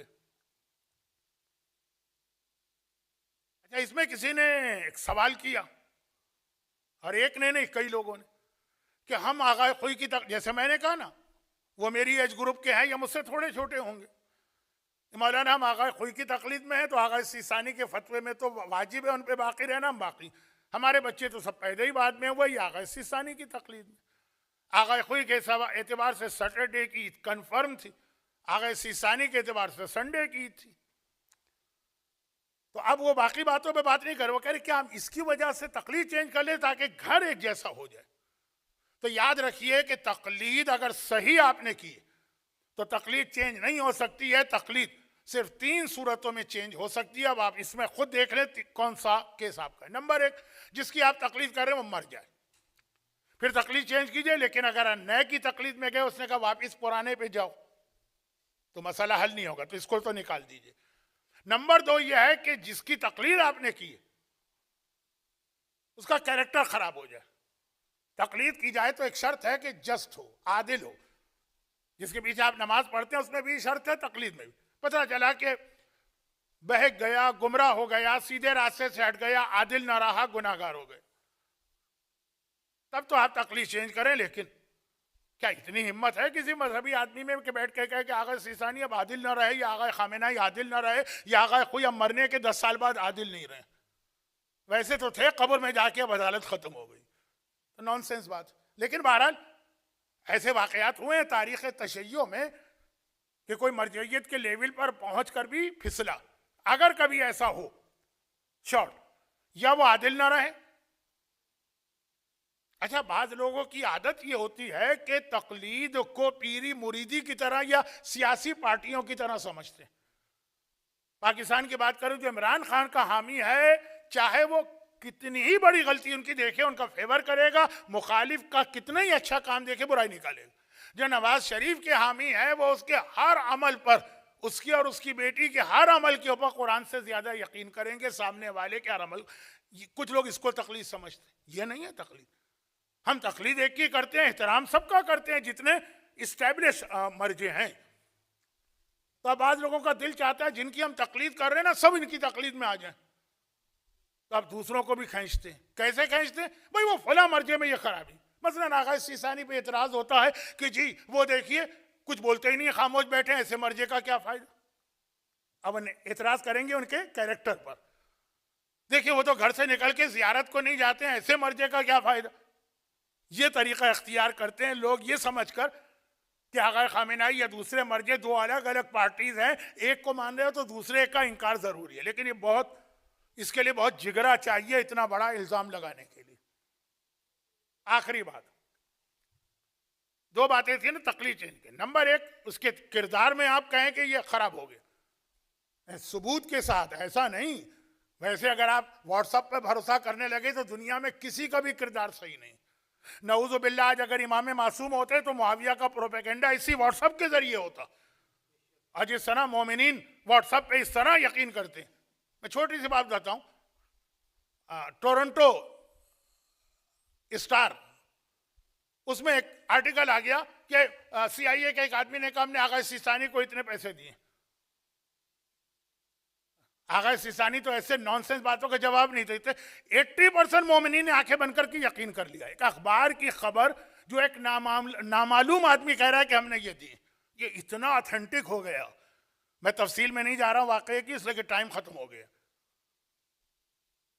और चूंकि काफी अरसे बाद अब आपसे मुलाकात होगी, अगर होगी भी तो इसलिए 5-7-10 मिनट ऊपर ले ही लूंगा। लेकिन बस ये आखिरी बात, या तो उसके किरदार में खराबी है, इतना अगर आप में जिगरा है कि आप कहें कि हाँ शरई गवाही से मेरे नजदीक साबित। और दूसरा तरीका तकलीद चेंज करने का है, इल्म में आपके मर्जे से दूसरा मर्जे आगे निकल जाए। तो अगर आपको ये यकीन है कि आगा सिस्तानी का इल्म आगाए खुई से बढ़ गए, ये यकीन आप कर ही नहीं सकते। आपके पास कौन सी नॉलेज कि आप इतने बड़े बड़े हैवीवेट चैंपियन में फैसला करें। किसी इतने बड़े आलिम ने आके कहा हो, इस लेवल का कोई आलिम इंडिया पाकिस्तान में नहीं। और इराक ईरान में हर अमामा पहनने वाला जो है वो इतना बड़ा आलिम नहीं। तो पता हो आपको कि कहने वाला खुद तब। तो अगर आपको ये यकीन हो गया कि आगा सिस्तानी का इल्म आगा खुई से ज्यादा है तो तकलीद चेंज हो सकती है, चांद की वजह से नहीं। और चांद के मसले में कहा कि दो अलग तकलीदें हो तो घर में दो मसले हो जाते हैं, रोजा रखा है रोजा नहीं रखा। अव्वल तो अगर आपने रोजा नहीं रखा ईद के दिन तो क्या जरूरी है कि बच्चों के सामने बैठ के आप उनको दिखा दिखा के तरसा तरसा के खाना खाएं या शीर खुरमा खाएं? पता है उनका रोजा एहतराम करें। एहतराम रोजा तो इस्लाम में एक मसला है, मुसाफिर तक के लिए है कि तुम सफर में हो, रोजा नहीं है, लेकिन मुस्तहब है कि लोगों के सामने कुछ खाओ पियो नहीं। और दूसरी हदीस भी पैगंबर से किसी ने कहा या रसूल अल्लाह मैंने रोजा रखा, मैं गुरों के सामने गया, वो बेहतरीन खाने खा रहे थे। कोई रखा हो वैसे मन्नत का रोजा या कज़ा रोजा? पैगंबर ने कहा कि लोगों को खाना खाते देखकर जो तुम्हारे दिल में खाने की लालच पैदा हुई और तुमने रोजा ना तोड़ा, इसमें से तुमको इतना बड़ा सवाब मिल रहा है फकत इस सब्र के ऊपर। वो भी एक सवाब है। लेकिन बात ये हो रही है कि हमारे यहाँ क्या ये नहीं होता है कि औरतें हर महीने में चंद दिन रोजा छोड़ती, अब पूरा घर रोजा रखे हुए? वहां तो कोई फर्क नहीं पड़ता है, सिस्टम चल ही रहा है। तो इस तरह ईद में भी एक दूसरे का ख्याल करें। लेकिन ये कह देना, अच्छा इससे एक बहुत अहम टॉपिक हमारे सामने आ रहा है जो आज मैं बयान नहीं कर रहा हूं, खाली टच कर रहा हूं किसी और मौके पर, और वो ये है कि एक मसला होता है कि इंटर मुज्तहिदीन डीलिंग। मुज्तहिदीन के फतवे अलग अलग हैं, तो कैसे आखिर एक घर में एक साथ रहा जाए। फिर ये आगे बढ़ता है इंटर फिक्र, भाई शिया सुन्नी इनके कई मसले अलग अलग एक माहौल में रह रहे हैं, कैसे जिंदगी गुजारी जाए। फिर आता है इंटर फेथ, मुसलमान और ईसाई और हिंदुओं के मसले अलग अलग हैं, कैसे जिंदगी गुजारी जाए। पूरा एक इस्लाम में एक चैप्टर है इसका। एक एक छोटी सी मिसाल देके आगे बढ़ूं। चले चांद के मसले में तो आपने गुजारा कर लिया, क्या और सारे मसलों में घर में मसले पेश नहीं आते? भाई आगा सिस्तानी के यहाँ बिल्ली के 3-4 बाल अगर आपके कपड़ों पे लगे हों तो नमाज सही है, ज्यादा हो तो नमाज गलत है। आगा खामिनाई के यहाँ एक बाल भी बिल्ली का अगर आपके कपड़ों पे है तो नमाज गलत है। लेकिन वही है कि वो अपने मसले पे अमल करे, ये अपने मसले पे अमल करे। और एक नहीं, इसकी कई मिसालें। हम जाते हैं पाकिस्तान के अंदर, जानने वालों में अहले सुन्नत भी, कभी कभार किसी ऐसे होटल में भी जाना पड़ जाता है जहां जाना हराम नहीं है। सऊदी अरब के लिए तो मशहूर है ना कि जिसने मकाम मस्तूरा की मछली नहीं खाई वो दोबारा वापस नहीं आएगा। हर जगह मशहूर हो जाता है। हर जगह होती है ना कुछ चीजें कि वहां आप जाएं तो ये काम करें तो फिर आएंगे। इटली में है, कहाँ फ्लोरेंस में या कहाँ रोम में वो कुआं है जिसमें आप सिक्का डालें तो दोबारा आएंगे। हैदराबाद के अंदर वो मक्की मस्जिद है ना, उसके अंदर कोई वो पत्थर की चौकी है, कहा कि अगर इस पे बैठ जाओगे तो दोबारा आओगे। मैं गया तो था लेकिन मैं उस पर बैठा नहीं, ना किसी ने बैठने दिया मुझे। खैर, तो खुलासा ये कि वहां के बारे में मशहूर था। अब नहीं पता कि क्या सूरत है, मैं तो बात कर रहा हूं बहुत पुरानी हैदराबाद की बात। इसी तरह से मक्के मदीने के बीच में एक जगह है मस्तूरा, जहाँ की मछली बहुत मशहूर। होटल वालों ने मशहूर कर दिया जो यहाँ की मछली खाएगा वही दोबारा आ सकेगा, जो नहीं खाएगा वो दोबारा नहीं आएगा मसलन। तो अब ये मछली सऊदी अरब में बहुत मिलती है, इराक में बहुत मिलती है। इराक तो चले अपना मुंह में। अहले सुन्नत के यहाँ बगैर छिलके की मछली भी जायज़ है, हमारे यहाँ हराम है। अब होटल में आप गए, आपको क्या पता कि ये मछली छिलके वाली है कि बगैर छिलके की। अगर वो होटल किसी गैर शिया का है, पाकिस्तान में 90% 5 स्टार होटल्स, शादी ब्याह में आप गए गैर शिया ने वलीमा रखा है, क्या पता। अब कैसे कोई डीलिंग होती है ना, वहां पर कोई तरीका है ना इस्लाम के पास कि अगर तुम्हारा मसला अलग है उनका मसला अलग है तो दोनों किस तरह एक साथ जिंदगी गुजार सकते हैं अपने अपने मसले पे अमल करके। खाली चांद ही के मसले के भाई ये सारा दर्द और ये सारा गम क्यों पैदा होता। वहां तो कुरान का वो उसूल, अगरचे ये आयत गलत जगह में फिट कर रहा हूं, लकुम दीन अकुम वली दीन, तुम अपने रास्ते पे चलो, हम अपने रास्ते पे। अब बस यहाँ पे मेरी बात खत्म हुई। बातें बहुत सारी हैं और ख़ास तौर पे ये तो मेरा फेवरेट सब्जेक्ट है, छठे इमाम। और चांद की वजह से मुझे कुछ मसाइल पे बात करने का मौका मिल गया। तो आपने देखा होगा कि एक मरतबा ऐसा लगा जैसे ज़लीखा की जवानी वापस आ गई। इस तरह मैं बात कर रहा था आज। ये मेरा बेहतरीन मौजू है। कितना है थका हुआ हूँ, ये बातें शुरू हो जाएं तो बात फिर ख़त्म नहीं होती है। तो लेकिन बहरहाल आप हजरात हौसला है कि एक मजलिस सुन के भी आ रहे हैं, दूसरी मजलिस में आप आके सवाब के लिए बैठे तो फंस गए। बस एक आखिरी बात सुन लीजिए और यहीं से, ये तो सारे मसाइल हो गए, लेकिन यहाँ पे एक सवाल और आता है, हम इन मसाइल के चक्कर में पड़े क्यों? भाई हम तो मौला अली के मानने वाले, मौला अली के मानने वाले तो जन्नत तो हमारे लिए कन्फर्म है। और जन्नत का मतलब यह कि कोई अजाब तो हम पर आएगा ही नहीं। आजकल तो वैसे ही मेंबर के ऊपर जन्नत फ्री तकसीम की जा रही है, सेल लगी हुई है, सेल लूट लूट सेल। नहीं, सेल में भी कम से कम 5% तो आपको कुछ देना पड़ता है ना, फ्री। याद रखिए, मजलिस पढ़ने वाले की जिम्मेदारी है, मजलिस करवाने वाले की जिम्मेदारी है। एक आदमी भी अगर वहां से गुमराह होकर गया है तो वो तो गुमराह हुआ सो हुआ, उसकी जिम्मेदारी पढ़ने वाले और करवाने वाले पर, मजलिस करवाने वाले पर। लेकिन आजकल फिर जन्नत ऐसी तस्लीम हो रही है, कोई बात ही नहीं। जन्नत आले मोहम्मद के शिया तो जन्नत में जाएगा, बात सही है। मौला ने खारजियों के लिए क्या कहा था, कलिमत हक़्क़िन युरादु बिहल बातिल। बात ये सच कर रहे हैं, इनका इरादा बातिल है। जन्नत में जाना अलग चीज है, लेकिन कोई अजाब भी नहीं आएगा, कोई सवाल जवाब भी नहीं आएगा। मुनकिर और नकीर को तो लोगों ने ऐसा हकीर समझ लिया, वो आएंगे तो हम ऐसा डांट के भगाएंगे, मजाल है उनकी कि ठहर जाए हमारे सामने। कयामत पुलिस सिरात, ये सारे मुश्किल मराइल है। अहले बैत नहीं मानने वालों को डराया है। अब ये बहुत मशहूर वाकया पढ़ा जाता है, इस पर गौर क्यों नहीं करते? कौन सा वाकया? अबू बसीर बहुत अहम सहाबी हैं छठे इमाम के, जिनके लिए इमाम ने फरमाया था कि लौला हाउलाए, छठा इमाम, अगर ये सहाबी मेरी मदद न करता लन दरसत आसारुन नबुवा, नबूवत की सारी मेहनतें ज़ाय हो जाती। शुएब अक़रक़ूफ़ी ने एक दफ़ा पूछा था, मौला मुझे मसले पेश आते हैं, मैं हर बार तो आपके पास नहीं आ सकता, आप हैं मदीने में, मैं हूँ कूफे में, का ज़रूरत क्या है मेरे पास आने की? अबू बसीर है ना कूफे में, हर मसला उससे पूछ लिया करो। तकलीफ का जो शुरू का एक स्केच सा बन रहा है ना, छठे इमाम ने बनाया।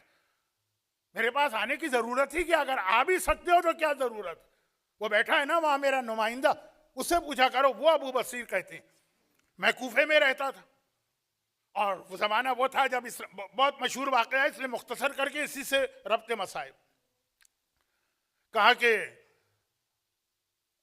कूफे में उस जमाने में दौलत बहुत ज्यादा थी। मदीना फिर भी जरा सा सिंपल था, लेकिन खराबियां उसमें भी थी, वो एक अलग वाकया है।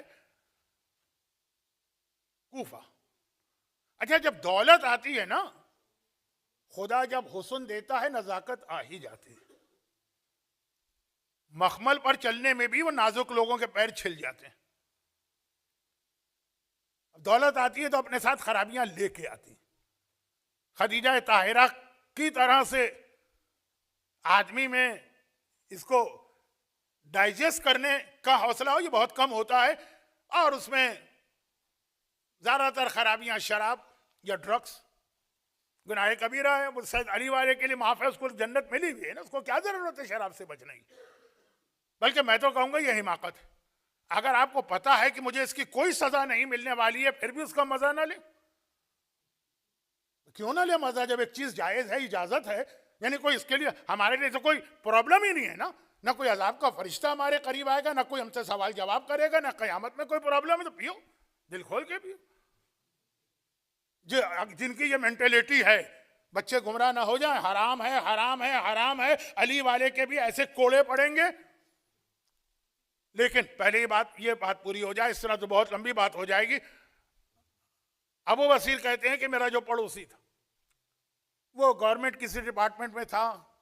अब मुझे इंडिया का तो नहीं पता, पाकिस्तान में कुछ है ना जहां पे बहुत ज्यादा हाजा मिन फजले रब्बी होता है, टैक्स डिपार्टमेंट होता है, या पुलिस के डिपार्टमेंट होते हैं, कस्टम वाले होते हैं। हाजा मिन फजले रब्बी, दौलत ही दौलत। चुनाचे शराब, दिन भर काम करता है, फिर आके आधी आधी रात तक शराब की महफिलें, डांसिंग गर्ल्स आती, म्यूजिशियंस आते हैं, गाने बजाए जाते हैं। अब आखिरी खराबियां तो वहीं अपनी जगह। अबू बसीर का मकान उससे बिल्कुल मिला हुआ है, पुराने जमाने के मकानात हैं ये। पंजाब की या शायद हैदराबाद की भी या लखनऊ की तो जानता हूं, बड़ी बड़ी हवेलियां नहीं है। कहते मेरी जिंदगी मुसीबत हो गई। इबादत का मजा तो रात को ही आता है ना। रात भर वहां कहे, वहां चहचहे, वहां औरतों के हंसी मजाक, वहां डांसिंग गर्ल के डांस करने की आवाजें, वहां पे वो शराबियों के जोक, और वहां पे गाना बजाने वाले। मुसीबत हो जाती। मैं आजिज आ गया, न नमाज शब पढ़ी जाए, न तिलावत कुरान की जाए, न कोई दुआ मांगी जाए। मैं बहुत तंग आ गया। उसको जाके नसीहत भी करता था कि शराबी पे नसीहत का असर होता है। यहां तो इतने मुत्तकी इमाम के मानने वाले, उन पे कोई असर नहीं होता है। जब मैं मदीने गया जियारत के लिए, साल में एक बार जाते, तो मौला ये प्रॉब्लम है, पड़ोसी ने मेरा दिमाग खराब कर दिया है, मेरी जिंदगी अजीरन कर दी है, इबादत नहीं कर पा रहा हूं। इमाम ने कहा अच्छा तो जाके अपने पड़ोसी से कहना।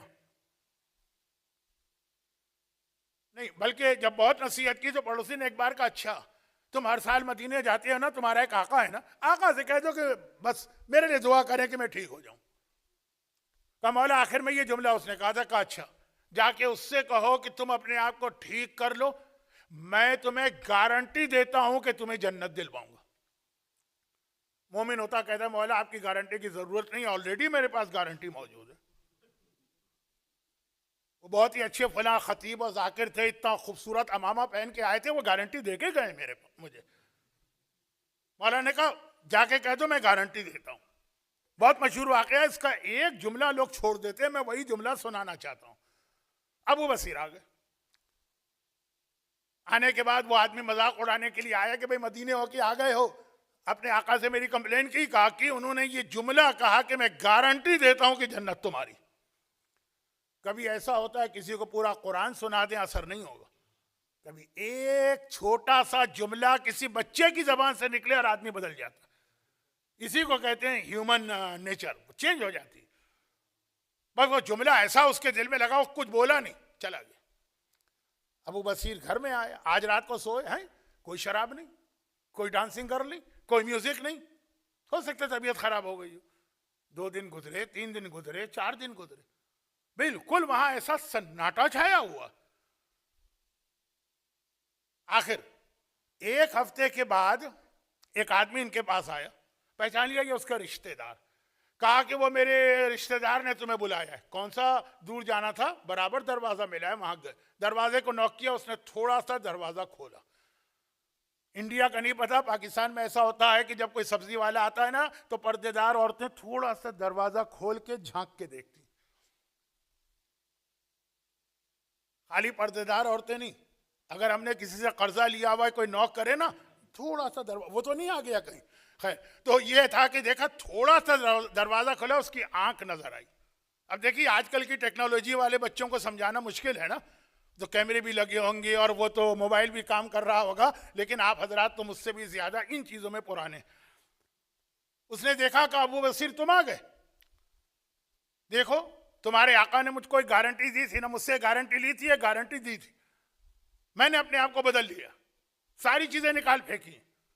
कहा तो बाहर आके तो बात करो अल्लाह के बंदे। कहा कैसे बात करूं, मैंने अपने कपड़े तक उतार के दे दिए क्योंकि वो भी हराम से बने हुए थे, मैं नंगा खड़ा हूं इस वक्त दरवाजे के पीछे। ऐसी तौबा देखी आपने किसी की? कहा मेरे बदन, क्योंकि लिबास भी उसी रिश्वत की कमाई या जो भी इसने हराम कमाया उसकी डिटेल नहीं। ये कहता है कि मैं, अबू बसीर कहते हैं, कहता नहीं कहते हैं अजीम तरीन साहब, मैं मोमिनीन के सर्किल में गया, कहा कि देखो उस आदमी पर ऐसा वक्त आन पड़ा, चलो उसकी मदद करो। लोगों ने पैसे जमा किए ताकि कम से कम उसके कपड़े और खाने का इंतजाम हो। जॉब भी उसने छोड़ दिया, क्योंकि ऐसे डिपार्टमेंट के जॉब आप नहीं छोड़ सकते हैं। अगर आप कहें मुझे हराम नहीं चाहिए, नहीं रहने देंगे डिपार्टमेंट वाले। कपड़े तक, खाना पीना सब उसने निकाल बाहर। जो भी उसका शरई मसला है कि माले हराम है, गरीबों में सदका करो, जो करो वो एक अलग मसला है, मैं मसले दोबारा नहीं छेड़ना चाहता। और फिर जो उसकी जिंदगी में चेंज आया, चंद दिनों बाद वो मुझे बुलाता है, कहता है मैं बहुत बीमार पड़ गया, मरने के करीब है, मैं ये चाहता हूं कि आखिरी वक्त में तुम मेरे करीब खड़े होकर कुछ दुआएं पढ़ो। पढ़ी, मरने वाले के सराहने दुआएं पढ़ी जाती हैं ना, दुआए फरज है, सूरह यासीन है, सूरह साफात है, मैंने शुरू की। एक बार वो बिस्तर पे उठ के बैठा और कहा कि जो तुम्हारे आका ने, जो अब मेरा भी आका है, वादा किया था, वादा पूरा हो गया, मैं अपने सामने जन्नत को देख रहा हूं। ये जुमला कहा और दुनिया से गया। अबू बसीर कहते हैं कि मैं रश कर रहा था उसके ऊपर, जब उस साल मदीने गया, छठे इमाम के दरवाजे पे हाजिर हुआ, दरवाजा गुलाम ने खोला, मैंने एक पैर अंदर रखा, एक पैर बाहर। छठे इमाम ने वहीं से आवाज दी, आए अबू बसीर, जो तेरे पड़ोसी से मैंने वादा किया था और गारंटी ली थी, वो वादा मैंने पूरा कर दिया है। बस शर्त यह है कि इस तरह से कोई हमारी बात माने, यहां आपको मेंबर से फ्री जन्नत मिलेगी।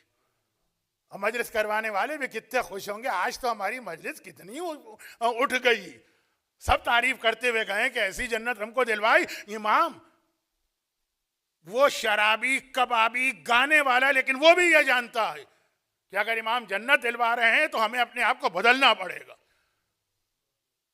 ने देखिए कि फ्री में जन्नत है ही कंफर्म, तो क्या जरूरत थी उसे कपड़े तक उतार के देने की। यही इमाम ने कहा शियतुना कुनु लना ज़ैना वला तकुनु अलैना शैना। यह छठे इमाम की हदीस है कि नहीं? आए हमारे शियों, हमारे लिए जीनत बनो, बदनामी का सब न बनना। तुम्हारा किरदार देख के लोग ये ना कहें कि इनके इमाम ने इनको ऐसी ही बातें सिखाई होंगी। इतना खूबसूरत किरदार हो कि तुम्हें देख के दुनिया कहे रहमल्लाहु अला जाफर इब्ने मोहम्मद, खुदा की रहमत हो जाफर इब्ने मोहम्मद पर, जिसके चाहने वाले इतने अच्छे हैं, खुद वो इमाम कितना बुलंद होगा। ये छठा इमाम फरमा रहा है। और इसके लिए आखिरी पैगाम ये कि हो सकता है कभी तुम्हें धोखा दे दे शैतान कि जी तो इमाम की शफाअत है, वही हदीस आखिर में आ गई। एक तरफ इमाम ने कहा जो 4 चीजों का इंकार करे वो हमारा शिया नहीं। नंबर 1 जो हमारे जद की मेराज का इंकार करे, जिस्मानी मेराज। नंबर 2 जो हमारी शफाअत का इंकार करे वो हमारा शिया नहीं। लेकिन नंबर 3 जो अज़ाब कब्र का इंकार करे वो भी हमारा शिया नहीं। और फिर खुद वाज़े कर दिया ला तनालो शफाअतुना मुस्तखिफन बिस्सलात। शफात है मगर कुछ गुनाहगारों को नहीं मिलती है, जिनकी तफसील सूरह मुद्दस्सिर में पढ़ लीजिए, 1 सफ़े का सूरा है, 2 सफ़े का। लेकिन एक उसूल तो सुन लीजिए कि नमाज की तौहीन करने वाला भी इसमें आता है, इसके अलावा और भी गुनाह। ऐसे इतनी आसान नहीं है ये जन्नत। लेकिन इमाम ने यह हदीस कब इरशाद फरमाई? मंसूर ने गवर्नर मदीना को खत लिखा सुलेमान को, अब वक्त आ गया है कि इमाम को शहीद कर दो। इस जुमले का मतलब क्या? इस जुमले का मतलब एक 15 मिनट का एक मारूजा था जो मुझको पढ़ना था, वक्त नहीं है मेरे पास। वो ये था कि तैयारी की जा रही है कि इमाम के घर से एंटी इमामत और एंटी शीयत लोगों को खड़ा किया जाए। आपने सुना ना, इमाम के बड़े बेटे जब उन पे काम पूरा हो गया, यकीन हो गया कि इमाम के बाद इनमें इतनी हिम्मत और हौसला है कि छठे इमाम के बाद ये ऐलान बगावत कर देंगे। आप बाप के सामने नहीं करेंगे, बाद में कर देंगे। तैयार हो गया हमारा झूठा इमाम, तो कहा कि अब वक्त आ गया है, अब इनका खात्मा करो। ये तो इल्म फैला फैला के आलम इस्लाम को अपना कलमा पढ़वा रहे हैं। शियत बढ़ती चली जा रही है इनकी वजह से। इससे पहले तो हमने इसलिए इनको शहीद नहीं किया कि इनको शहीद करेंगे, जो इनके बाद आएगा वो भी यही काम करेगा। लेकिन अब इनके बाद वाला हमने बना लिया है झूठा, जो इमाम ज़माना की गैबत में झूठे इमाम बनाए जा रहे हैं, और अभी बनाया जाने वाला है फाइनल इमाम झूठा। ये छठे इमाम के ज़माने में पहली दफ़ा हुआ। अब वक्त हो गया, अब इनका खात्मा करो ताकि शियत ना फैलने पाए। शियत फैल रही है 2 चीज़ों से, एक छठे इमाम का इल्म, एक छठे इमाम के शियों का कैरेक्टर और किरदार। यही 2 चीज़ें किसी को किसी मजहब की तरफ अट्रैक्ट करती, या नॉलेज हो या कैरेक्टर हो, जहां दोनों हो। चुनाचे हाकिम मदीना सुलेमान ने इमाम को बुलाया। इमाम को मालूम है क्यों बुलाया गया, इसलिए कि इस किस्म का वाकया कई बार खानदान अहले बैत में या पहले पेश आया या बाद में पेश आएगा। अंगूर में जहर मिलाना सबसे आसान है। सुई के जरिए से आप अंगूर में जहर मिलाइए, सुई निकाल लीजिए, अंगूर जहरीले। इमाम को वो अंगूर दिए गए। 65 साल की तो इमाम की जाहिरी एज भी हो चुकी, ज़ईफ़ी का आलम है। वो जहर आलूद अंगूर खा के इमाम अपने घर में आए। उम्मे हमीदा सहन में बैठी। उम्मे हमीदा हमारे छठे इमाम की दूसरी बीवी और 7वें इमाम की वालिदा। उन्होंने कहा कि जब मेरी निगाह पड़ी, मेरा आका और मौला लड़खड़ाता हुआ घर में दाखिल हो रहा। चेहरे का रंग जर्द पड़ गया है, हाथ पैर लरज रहे हैं। मैं घबरा के आगे बढ़ी, अब मौला को सहारा दे के बिस्तर पे लेटाया। मौला बिस्तर पे लेट गए, एक मर्तबा गशी की आलम में जा चुके, और मैं इमाम को देख देख के रो रही। इमाम ने आंखें खोली, कहा अय उम्मे हमीदा, क्या घर में तुम्हारे अलावा कोई नहीं है? मैंने कहा मौला सारे घर वाले हैं। तो कहा जाओ और सबको पैगाम दो, इस वक्त मैं हर एक को अपने बिस्तर के करीब देखना चाहता हूँ। उम्मे हमीदा फरमाती किसका दिल चाहे इस वक्त यहाँ से हटने का, लेकिन हुक्म इमाम आ गया था। चुनाचे में रोती हुई गई, सारी औलादों को जमा किया, जो इमाम की दूसरी अज़वाज थी उनको जमा किया। हम सब इमाम के बिस्तर के चारों तरफ जमा, और इतनी देर में इमाम का पूरा जिस्म जर्द भी पड़ चुका है, जिस्म पर सूजन भी आ चुकी है, वो जहर की स्वाइलिंग। और एक मर्तबा इमाम ने आंखें खोली, आंखें खोल के हर एक को देखा, वही जुमला कहा, ला तनालो शफाअतुना मुस्तखफन बिस्सलात, नमाज का हकीर समझने वाला हमारी शफाअत से महरूम रहेगा। बस ये जुमला कहा और इमाम इस दुनिया से रुखसत हुए। बस जैसे ही इमाम को इस दुनिया से जाते देखा, सैदानियों ने सरों से चादरें उतारी, सब महरम हैं। एक मर्तबा मातम शुरू किया, बाल बिखराए, लेकिन कोई अजीब हालत देखे फातिमा की जो छठे इमाम की बेटी है, कोई अजीब हालत देखे उम्मे फरवा की जो छठे इमाम की बेटी है, कोई अजीब हालत देखे अस्मा की जो छठे इमाम की बेटी है। एक मर्तबा तीनों बेटियां आके बाप के सीने पे गिरी और फरियाद शुरू की, बाबा अरे हमें किसके सहारे छोड़ के गए, अरे हम यतीम हो गए। सातवां इमाम आगे आया, बहनों के सर पे हाथ फेरा, कहा घबराओ नहीं, अगर बाबा दुनिया से गए तो मैं तो मौजूद हूं, बस मुझे बाबा का जनाजा तैयार करने दो। बस अभी ताबूत आने वाला है। इमाम का जनाजा तैयार हुआ, बड़ी शान से जन्नतुल बकी में गया। यह जन्नतुल बकी में आखिरी मासूम की कब्र है। इमाम को दफन करके वापस आए, बहनें घर के सहन में बेचैनी से टहल रही हैं, हमारे बाबा को कहां छोड़ के आ गए। एक बार फिर गले से लगाया, ऐ शहजादियों, ऐ फातिमा, उम्मे फरवा, अस्मा, ऐ छठे इमाम की यतीम बच्चियों, कितनी खुशकिस्मत हो, एक तरफ तुम पर इतना बड़ा गम का पहाड़ टूटा, बाबा मारा गया, यतीमी बर्दाश्त की, मगर सर पे हाथ फेरने वाला भाई मिल तो गया, गले से लगाने वाला भाई मिल तो गया, अरे बाप के सीने पर सर रखने का मौका मिल तो गया। अरे करबला की यतीमा को आके देखो, बाबा उसका भी मारा गया, बाप के सीने पे सर नहीं रख सकती है, सारा सीना तीरों से छलनी है।